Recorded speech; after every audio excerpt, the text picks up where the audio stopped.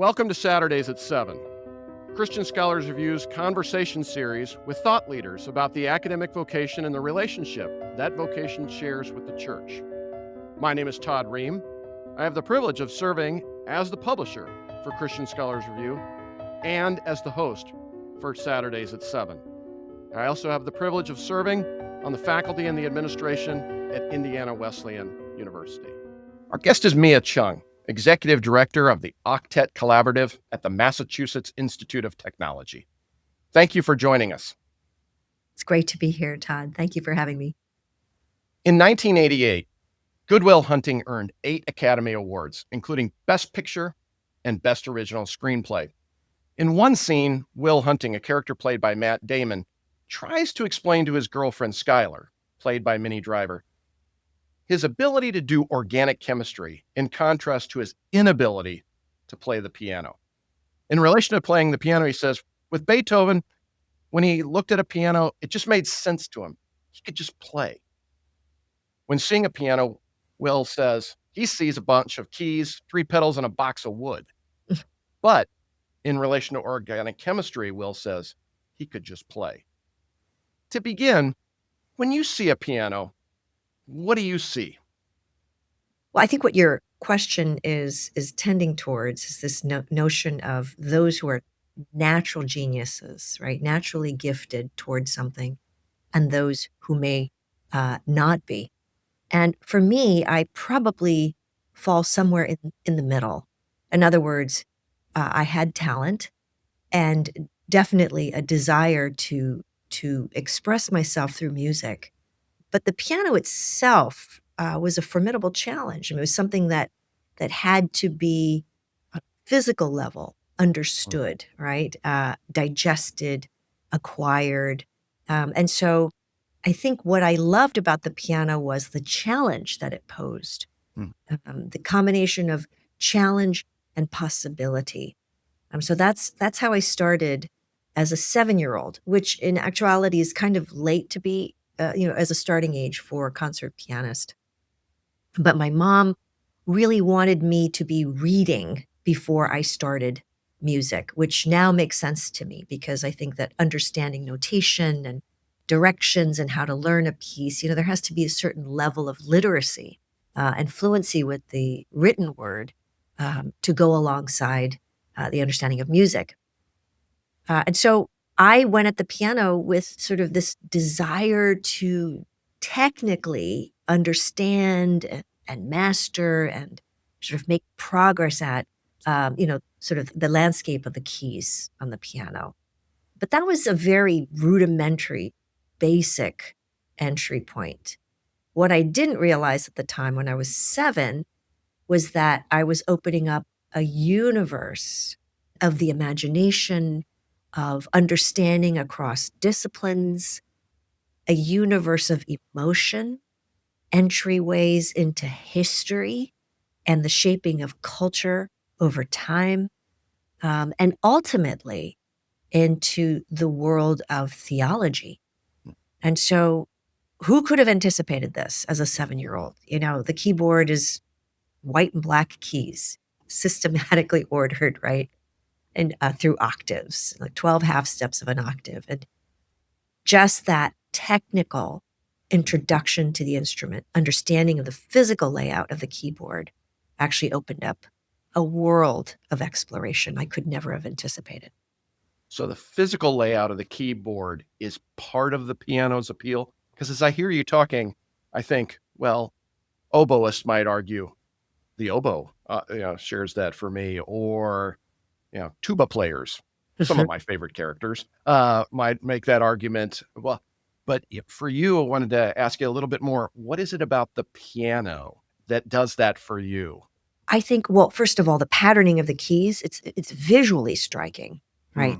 For instruments like such as wind instruments, brass instruments, strings, the guitar might be an exception to this because it's got frets.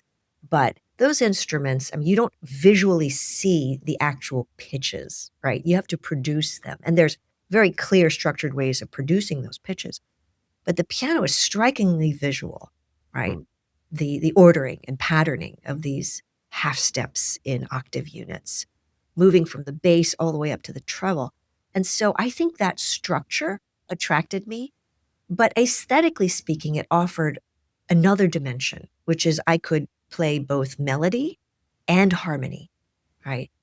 It could also be a rhythmical instrument, right? Because it is sort of a percussive construction. It is hammers that hit strings. And so it's like rhythm, melody, harmony, all wrapped up in one. So it's the musical language just in one ball of wax. Whereas a lot of other instruments, we will play a melodic line and can sometimes tend towards harmony, like string players can play double or triple stops, two pitches, three pitches at the same time. But that's not what it was primarily designed to do. Whereas the piano has these multi sort of faceted capabilities. Thank you. I want to go back to what you were talking about in terms of aspiration or potential, and then also persistence in terms of practice. And that you said you sort of fell somewhere in the middle here. At what point, if any, does drawing the potential for beauty out of a piano, for you seem to become one of that inspiration?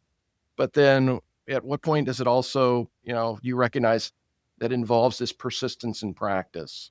And perhaps also too, at what point does the practice itself even become beautiful to the person who really understands what the piano can offer, its potential?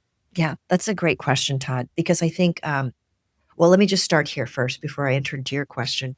In this balance of inspiration and sort of grit or hard work and investment, I think in our current cultural moment, we like to see things like practicing the piano or an instrument, which is really hard to get a small child to do, right? I mean, there's an element of endurance and discipline and attention and focus that is demanding for a child. And so often we will say, oh, you either have it or you don't. You're either a natural, which going back to your original quote, you're designed for it or you're not. But that default way of thinking, I think, actually prevents people from actually mining the riches of music and playing an instrument. What I'd like to put forth is that there is nothing that is worthwhile that doesn't have a cost. So inspiration doesn't just, you don't just pull it out of a hat, or you're not just wired towards, or I shouldn't say wired, that sort of deforms our anthropology, but you're not necessarily made to just be inspired. There's a lot of priming that goes on. So practicing scales, for example, people think, oh, this is a warm up, a physical warm up. You have to run the C major scale, G major scale, D major scale, over and over again so that your muscles get warmed up. And they think of it purely in physical terms.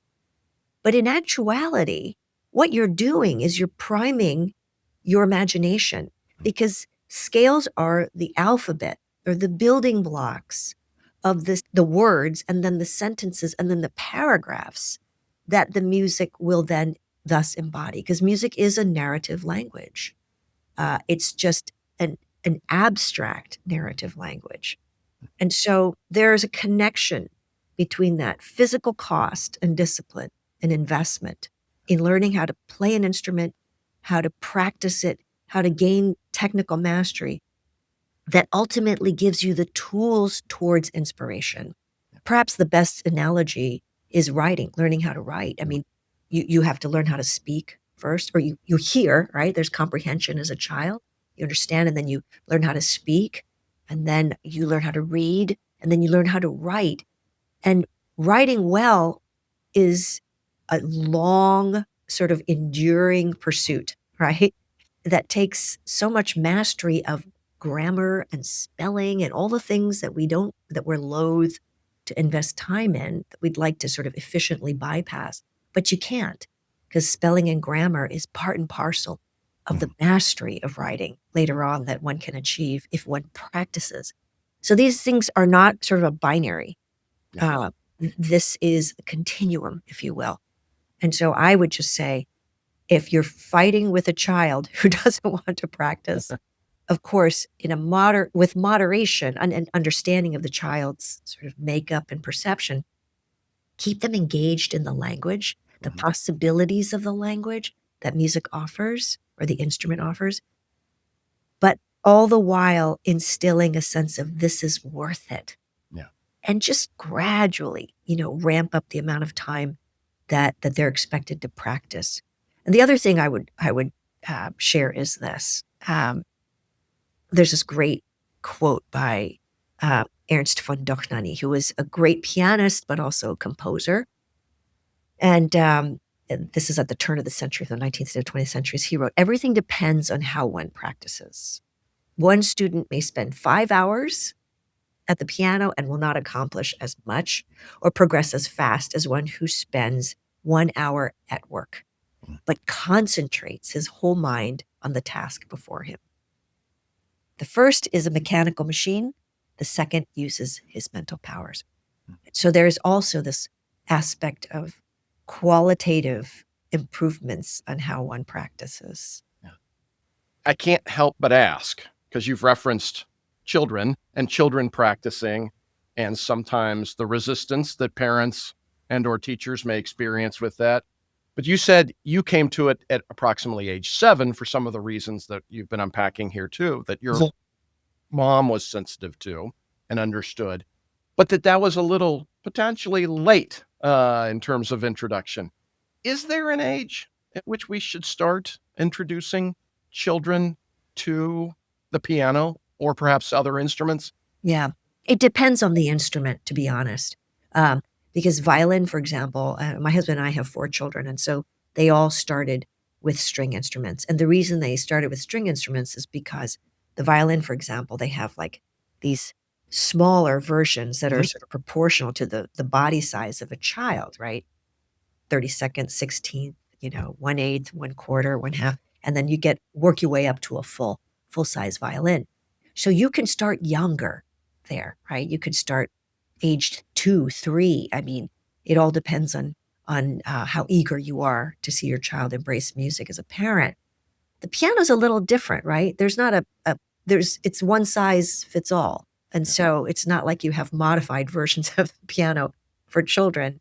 And so there are some physical challenges, right, to being able to, reach a certain span as a child. But in general, for the piano, I think age 5 is a certainly reasonable age to introduce it. And what I would say to parents is that remember that this is not about the instrument. This is about the language of music and what that language offers. The instrument is the conduit or the medium to accessing the beauties, the transcendence and riches of a language. Thank you. I want to ask you now a little bit more about your own story. You earned an undergraduate degree from Harvard College, a master's degree from the Yale University School of Music, and a doctoral degree from the Julliard School. At what point did you discern that service as a piano performer? Did that child at age 7 who was practicing, at what point did you discern that service as a piano performer would prove central to how you'd come to exercise your vocation? I think I was 9 when I determined that being a concert pianist would be is my calling. Well, And only within 2 years. Yeah. And not for the reasons that, I wouldn't ascribe any sort of depth or meaning to why I was 9 when I chose this, other than the fact that I realized as I have a performer in me, so someone who likes to communicate, right, with an audience.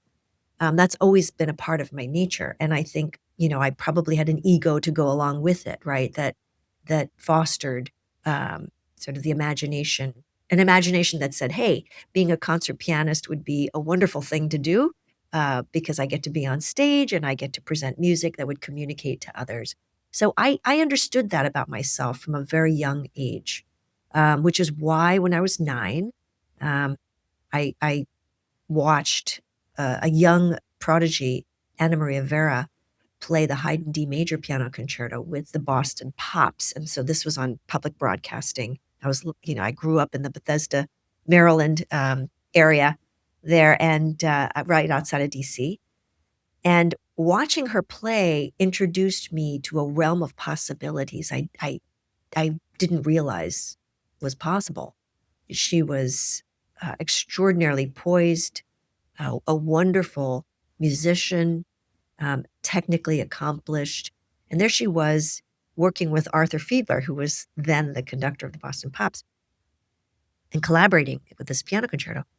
And I thought, oh my goodness, this is the sky's the limit. Just because you're a kid doesn't mean that you're limited to sort of the childhood ditties, right? Or the piano curriculum that you're starting off with as a child, as a kid. You're not limited to that. And that's when I literally, to the day after watching her perform, I started practicing 2 hours a day, Hmm. every day, much to the annoyance of my brothers, because I would get up before school. If we had school at 8 a.m., I would literally get up at 6 to practice, to get in like an hour to 90 minutes of practice before I left for school. And they would hear it. That would wake them up. So they were incredibly annoyed. But I felt like this was something I had to do. So this is a drive, a determination that was in part my character and personality, but I do think in retrospect, it was sort of a calling, if you will. At what point then did also service as a music educator become central to how you understood your exercise of your vocation? Yeah, well, that's a great question, and one that probably takes a lot of time to unpack, but I'll try to be really succinct with this. In going to Harvard College, I mean, and keep in mind that I had already been performing a lot, competing. I had already done international competitions uh, before I got to college, and I entered college when I was 17. Mm. And so there was virtuosic sort of strengths to my playing. There perhaps wasn't the depth of understanding of the music that I would have hoped for, okay, at the time. But that realization that I had so much to grow into, right? There was a lot of depth that I needed to mine in the music, came about because I was blessed with a fantastic mentor at Harvard, and her name was Louise Vasgerchen. She has passed on, so she's no longer with us, but she was a protege of Nadia Boulanger, who was probably one of the most influential teachers in Paris, to composers, musicians alike from the 20th century. And Professor Baskerchin basically told me, and also said this in an interview about me, that, I had this technical prowess, strength, but it was yet to be seen if I would cultivate like the depth of understanding of the music, right, that would meet or match sort of the technical, virtuosic prowess. That was, to me, incredibly humbling to hear that from her. And I remember reading her quote with this, very statement when I was a sophomore. And then it made me wonder, like, what was it that I was missing? What was I not seeing? What was I not hearing or investigating enough? And that started me on this path towards understanding music as a narrative language. What I will also say at the same time is being at Harvard College at that point in time, it's a major research university. There was a lot of emphasis on research and advanced learning. So there was perhaps some foundational knowledge and understanding about music over time through the various styles, the Baroque, classical, romantic, modern styles, or eras, that I needed to shore up that foundation. It was in that process of doing that for myself that I realized that my intellectual interests are directed towards generalized thinking. In other words, principles and ideas that make sense and work for the music, but also then reach out beyond the music to other disciplines and pursuits.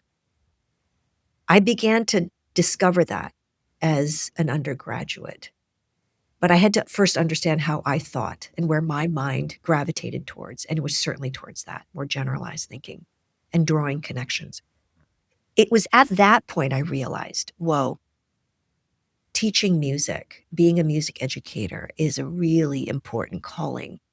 It's one thing for me to train up pianists who can win competitions and play concerts. It's another thing for me to empower students toward a level of understanding that not only increases their love for the language, but wants them to share that with others. So there's this kind of, exponential growth, right, if you will, or support for the art form that goes beyond one's own acclaim and accomplishment. Thank you. Along these lines, then, whether it was then or perhaps still to this day, is there the work of any particular composer that if you could only play one piece, this composer's work would be that? Or perhaps listen, that this composer's work would be that music to which you would listen? Sure. Well, this sounds, kind of hackneyed, but, often J.S. Bach, Ludwig van Beethoven, and Johannes Brahms are the three Bs. The alliteration is handy, right, to keep them in mind. Their music is what draws my imagination and my thinking the most, my emotions. So if it were a piano piece, I'd probably say, the Goldberg variations of Johann Sebastian Bach, or maybe the Hammerklavier Sonata of Ludwig van Beethoven. But if I had only one piece to choose and it was beyond the keyboard literature, I might choose the St. Matthew Passion of Johann Sebastian Bach. And if you're asking why, it's both, well, I would say because it's not only because of the picture of the Christian faith that Bach so beautifully and compellingly portrays through the Passion. It is the marriage of text to music to sort of artful compositional skill that always prioritizes emotional connection. That's probably highlighting the pietism in J.S. Bach, right? He doesn't forget the integration of heart, soul, mind, and strength. All four are in equal balance. And so I find that work incredibly powerful. And every time I hear it, there's something new that comes to light. Thank you. You've performed as a soloist and with orchestras in North America, Central America, Europe, and Asia. To date, you've recorded 7 albums. Do you have a favorite piano on which you've played, or perhaps a favorite piano in a favorite concert hall? That's a hard question because I think so much of one's subjective impression of the pleasure of playing in a hall or on an instrument is impacted by even the visual beauty of the hall, the rapport that one has with the audience. So there are many other factors that feed that perception of what's a great hall or what's a great piano. But if I had to strip it down, I'd say in general, I've always enjoyed playing on American Steinway's Concert D instruments, which is the full 9-foot sized piano. And there are certain Hamburg. I recently played on a Hamburg concert grand at MIT that was just phenomenal. So in general, sort of the Steinway instruments, whether they're American or Hamburg, have been my favorite. There are always exceptions to that rule, other makers that have done well. But if I had to limit it, I would say that. In terms of halls, I think playing in this Concertgebouw in Holland, in the Netherlands, was a highlight for me acoustically. They have a recital hall in the Concertgebouw, which is where I played, and I really enjoyed that space. But I would say in terms of an audience interaction, playing for a group of people in Tonga, of all places, right, was perhaps the most memorable experience. And it was because this notion of concert music was foreign to the Tongan audience. But, this isn't, of course, islands off of, I had to go through Fiji, right? I flew to Hawaii, then to Sydney, then to Fiji, and then I went to Tonga. So it was a long journey. But there was nevertheless such an appreciation and joy in their response to the music that remains with me, has remained with me for 3 decades. Yeah. Thank you. That's wonderful. Not the answer I would have guessed, but for that very reason. Yeah, wonderful, wonderful story. For 2 decades, you served as the artist in residence, professor of music at Gordon College, and then for 11 years, you served as professor of musical studies and performance and as a trustee at the Curtis Institute of Music. Would you describe the discernment process that led you to accept those respective appointments? And in what ways did your service at a liberal arts college differ from your service at a conservatory? Another great question. I finished my doctorate at Julliard in 1991 and really didn't have an idea or sort of a preconceived notion of what would happen right after that, Mhm. because one can start competing and concertizing and sort of strive for the stage as 100% of the pursuit, or one can also pursue an academic route alongside that. I just didn't know what combination of these things would emerge. But literally, it was providential. I think, God offered me this opportunity to teach at Gordon College right out of the starting gate after finishing my doctorate. And so I knew no other option. I did have another opportunity, which I turned down at a state university, but chose to go to Gordon. And in this small liberal arts context, I think what God was doing was not just equipping me, but sort of addressing the areas of insecurity, if I will, if I use that right word, um, or questioning, or curiosity, or exploration, all of those things in one, giving me an opportunity, the space, if you will, to carve out my own voice as a musician. And Gordon afforded me that in such a wonderful way. And all the while affording me conversations with professors in literature and in philosophy, in biology, in the Bible department, which were so rich. So it was a continuation of my beginnings, in Harvard, sort of that liberal arts college, right? I felt like I was a kid in a candy shop, to be honest. And my colleagues and my department chair afforded me opportunities to teach in ways that I had never imagined. So it was initially about the piano, piano literature, piano pedagogy.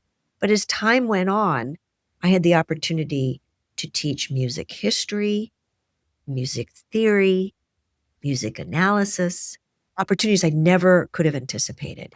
And I will say, whatever I was lacking as an undergraduate at Harvard in my understanding, it was this season as a professor, ironically, that I was able to gain new insight um, that would shore up the foundation that I had longed for as an undergrad. Now, compare that sort of rich learning, discovery, to the chapter at an institution that is it's sort of wildly different from the liberal arts, Christian liberal arts setting, right, which is the conservatory. So going from Gordon to Curtis is like having the pendulum swing from one end to the other, right? Here is a super elite conservatory, was known as the most selective institution of higher learning in the country. So more selective than Harvard, Stanford, MIT. They were accepting 3% of their candidates at the time when I started, Wow. 2012, sorry. And they are very narrowly pursuing a kind of musical mastery, instrumental mastery, or vocal in the opera department mastery that would lead to, the highest professional accomplishment, right, on the stage. So these were performers who were destined to become great international stars. The discernment process, as I mentioned for Gordon College, there was no discernment process. It just happened providentially. And the same was true for Curtis, to be honest. And my husband was being recruited. He's in biotechnology down to the Philly area. And we went into the season of prayer and discernment as to whether this was the right move. We were moving from Boston down to Philly. Oh, And all of a sudden this opportunity at Curtis opens up. Well, that is really unusual for a teaching opportunity to certainly coalesce at such a school. And so we did feel called to go. And so seamlessly, sort of went and started at Curtis in January 2012. So I took the fall semester to situate my 4 kids in their schools, their respective schools. But when I went to the conservatory, what I noticed instantly was that this breadth of learning, right, was obviously not there to the same degree, nor was there as much opportunity. There was a tremendous amount of pre-professionalism that drove the culture, which makes sense because that's what you're priming students to become, these great professionals in the concert world. But I always wished that I could bring along that breadth and richness of the liberal arts tradition and inject that in the context of performance learning, because you can't isolate this tradition of performing classical music from the rest of history, culture, art, literature. Now, keep in mind there are liberal arts courses, but in the Western tradition we silo things, right? We have courses, and then we have the thing that we're training to do professionally, which is to be a concert musician. So there are some significant differences in the learning environments there. I'm not sure that you can address them structurally, but I try to do that now in my current role, teaching at Harvard in this chamber music performance seminar with the Parker Quartet. Would you then tell us a little bit now about your current role? Service as the executive director of the Octet Collaborative and other efforts in which you are currently invested. Sure. So that, I would say, did require a lot of discernment. After teaching at Gordon and Curtis, what happened was in 2017, we were brought back to Boston. So my husband was recruited back to Boston, being in biotechnology. And for myself, there was sort of a big question mark what I would do next. In the year of 2017 and 2018, I invested a lot in discernment, prayer and discernment, trying to determine what that would be. And in the spring of 2018, I was invited by the Chesterton House, which is a Christian study center at Cornell, to give a lecture. And the lecture I gave was entitled Music, Math, and Mortality. And that was an exposure to the Christian Study Center world that I could never have anticipated. It surprised me what was possible. I didn't even know about the Christian Study Center movement, even though it had been afoot for decades by the time I was exposed to it. But I came to realize that there was, not only the riches of the liberal arts tradition, right? But then, you integrate into that the riches of Christian scholarship, theology, philosophy, ethics. And suddenly you have sort of 3-dimensional, 4-dimensional sort of understanding, potential understanding, right? Of why the world is the way that it is.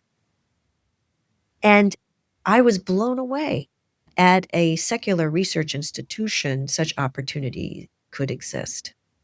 I returned to Boston and asked around. I actually called Drew Trotter, who was then the executive director of the consortium of Christian Study Centers. So there are various different centers across the country, and he was executive directing the consortium.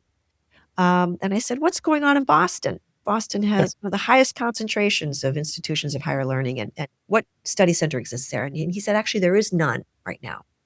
But there are some folks who have been talking about this for a while, so you might want to meet up with them. So I did reach out to them and started a steering committee to see if we could launch one. And initially, my hope was to see this at Harvard, given that it was my alma mater. But providentially, I met through the Veritas Forum 2 professors from MIT in July, and they were talking about the Christian faculty community there, how they would pray together, they would meet and share their work with one another. There seemed to be kind of a collaborative spirit there, not only along academic lines, but spiritual lines. So Roz Picard was one of the professors I met, as well as Cullen Bowie. And both of these faculty members, Roz is in affective computing, and Cullen Bowie's a mechanical engineer. But these two faculty members, among many, a host of others, Ian Hutchinson, who I believe was an interviewee on your program, and many others, Anne McCants, who's an economic historian, Troy Van Voris, who's a chemist. Another faculty member who's a great partner of ours is Dan Hastings.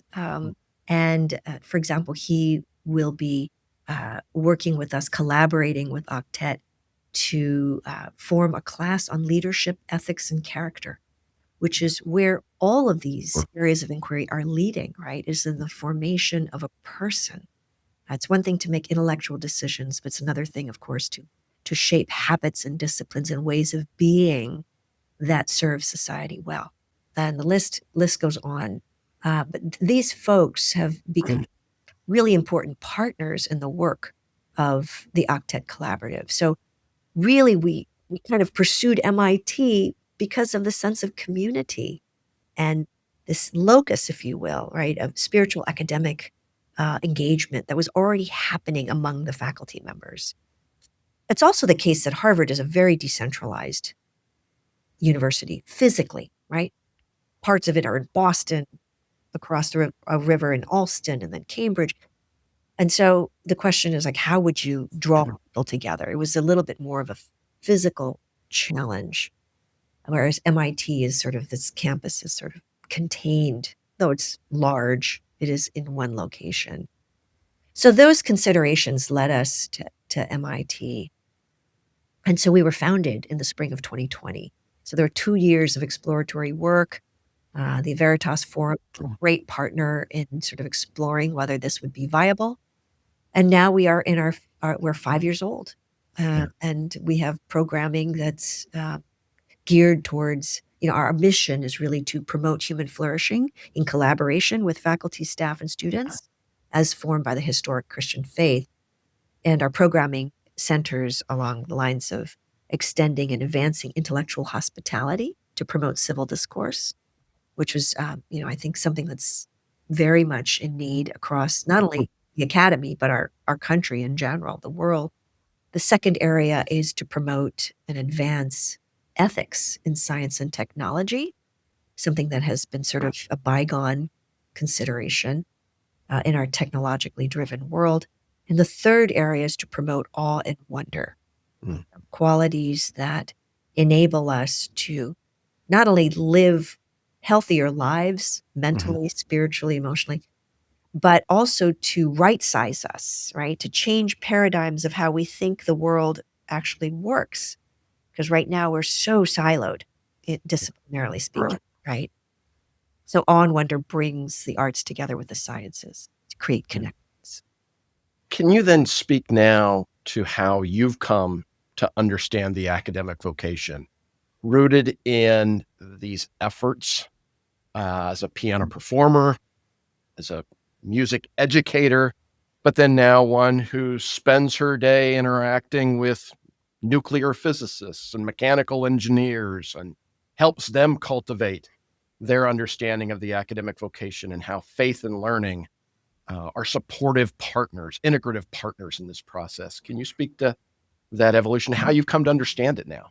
It's really fun, actually, looking back, right? Looking backwards and seeing sort of the beginnings of being an aspiring pianist, developing some expertise, understanding and knowledge of the canon, that the keyboard literature presented me with.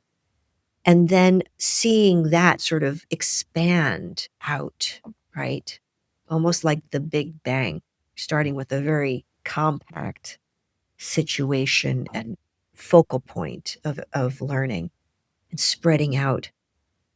I always wondered as a young person, as a musician, how my faith would ultimately be integrated in an explicit way into this work as a musician. What I realized was the music was already priming sensibilities within myself to enable me to make those connections. So it's not just an intrinsic, aptitude or way of viewing the world as a generalist. It's that music actually cultivated that need for coherence, if that makes sense, a need for understanding that transcends the art form that I was working within. And so as time went on, I talked about becoming a music educator, wanting to explain or deepen understanding within the context of music history and theory and style.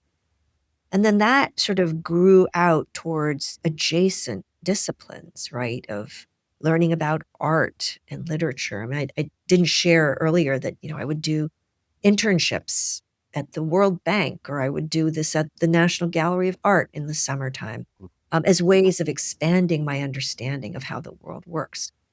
Well, fast forward, the Christian Study Center is really a more explicit way of connecting and weaving all these areas of inquiry together, principally driven by my faith in Christ, right? The sort of the gospel motivation, the gospel narrative, the gospel understanding that gives me insight into the way the world works and how people are and why we are both in these moments of challenge, but also the opportunities that the gospel affords us in spite of what seems like insurmountable challenges. So it's just this ever expanding engagement that crosses over disciplines. But here's the opportunity. What I didn't understand at the time, even though when I was 7, I saw 9, saw myself on international stages playing the piano, right? I could never have imagined how much enjoyment, how much joy and transcendence would be experienced not just by playing great pieces of music, but by engaging these larger conversations. And this goes in parallel with our changing cultural moment. I was educated at Harvard College, the height of secularism in the 80s, right? And now already, how quickly the tide has changed. We've turned a corner. We find ourselves in this post-secular moment. And now reason and truth, scientific materialism, naturalistic reductionism, these sorts of things are being challenged, right?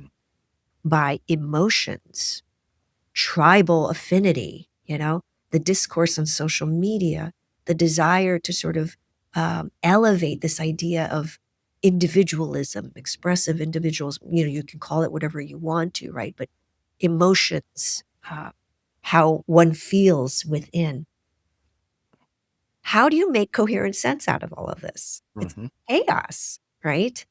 And so it almost feels like faculties are being pitted against one another. In other words, when I say faculties, heart, soul, mind, and strength. And the cool thing about Octet, our driving Bible verses are from Mark 12:30 and 31. Love the Lord your God with all your heart, soul, mind, and strength, right? Which harkens back to the Shema in Deuteronomy 6. And then also love neighbor as you love yourself.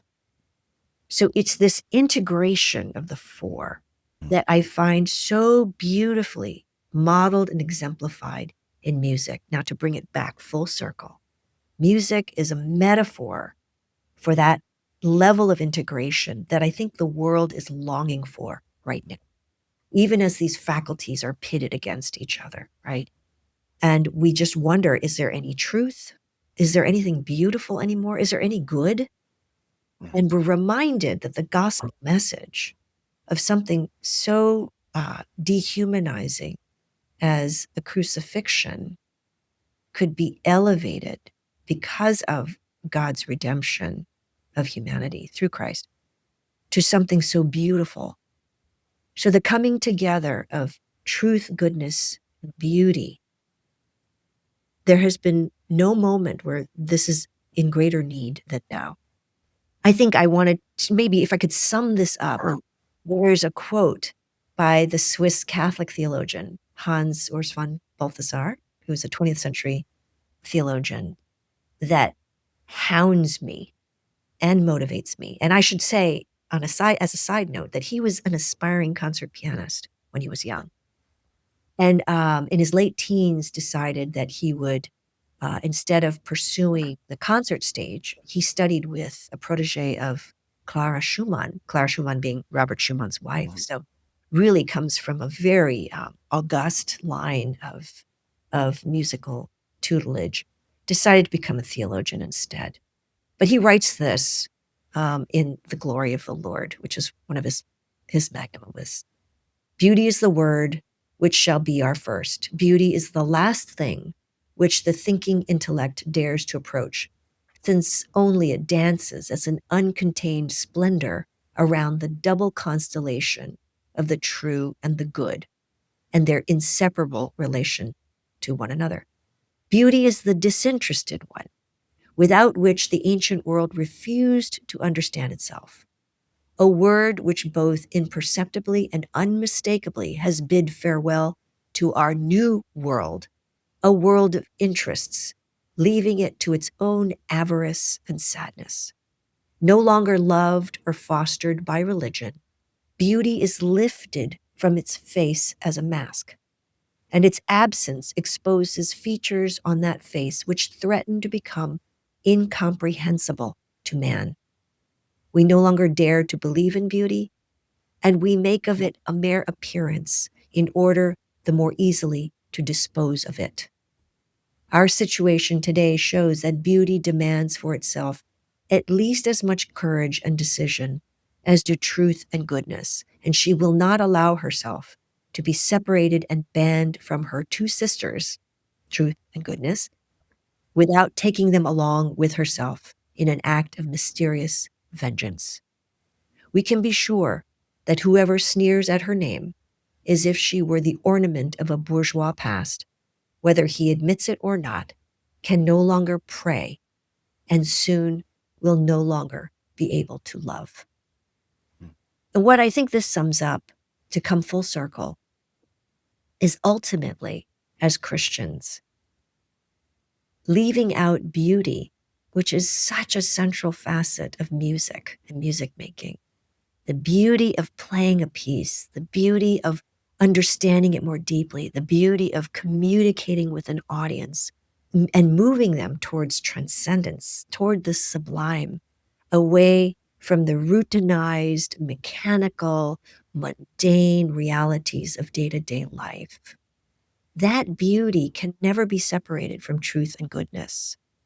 And it is my hope that as Christian scholars, as those who follow Christ, whether in the academy or not, that we can understand beauty as being an essential and core aspect of this sort of threesome, if you will, this Trinity, if there's sort of an analogous, relationship to Father, Son, and Holy Spirit, that these things are integrally tied and connected.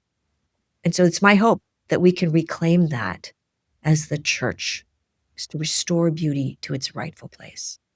For our last question then for our conversation today, you just mentioned the church, and it's been implicit in many ways through our conversation here.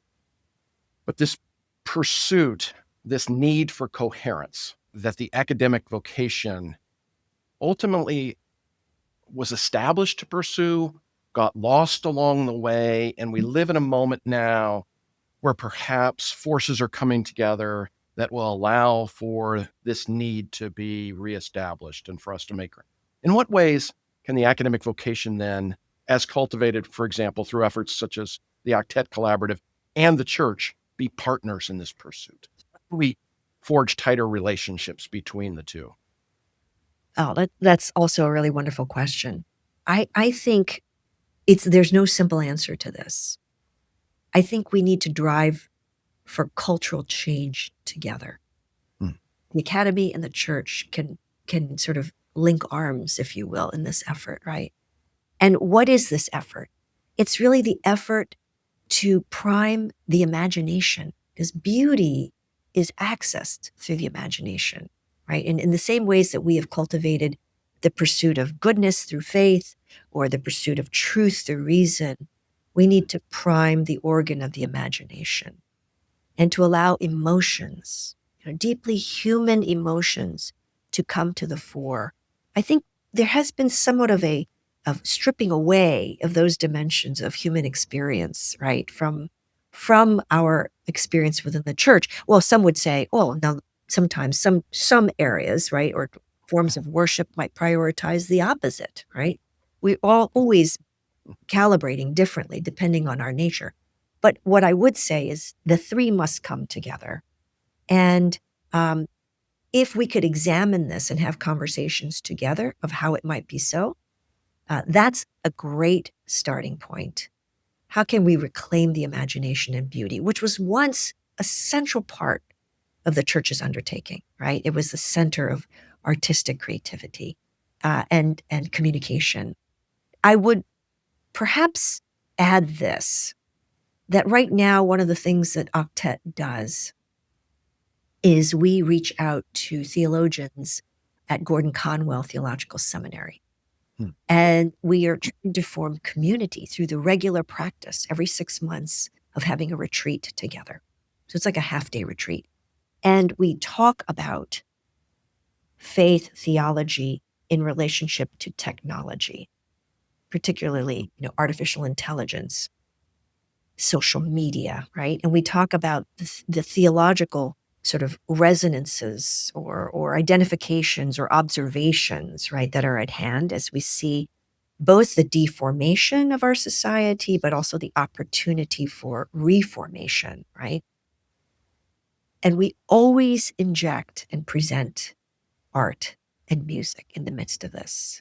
As we do this for all of our programs. And it's my hope that perhaps this can become an MO, right? A practice, a way of operating that becomes so second nature for the church, that the arts and literature and philosophy and ethics can be incorporated into church conversations. But it first begins with the formation of community, which is why we bring these two sets of faculty together to be friends. That is where so much richness is possible. Thank you very much. Our guest has been Mia Chung, the executive director of the Octet Collaborative at the Massachusetts Institute of Technology. Thank you for taking the time to share your insights and wisdom with us. Thank you, Todd. It's been a great pleasure. Thank you for joining us for Saturdays at 7. Christian Scholars Review's conversation series with thought leaders about the academic vocation and the relationship that vocation shares with the church. We invite you to join us again next week for Saturdays at 7.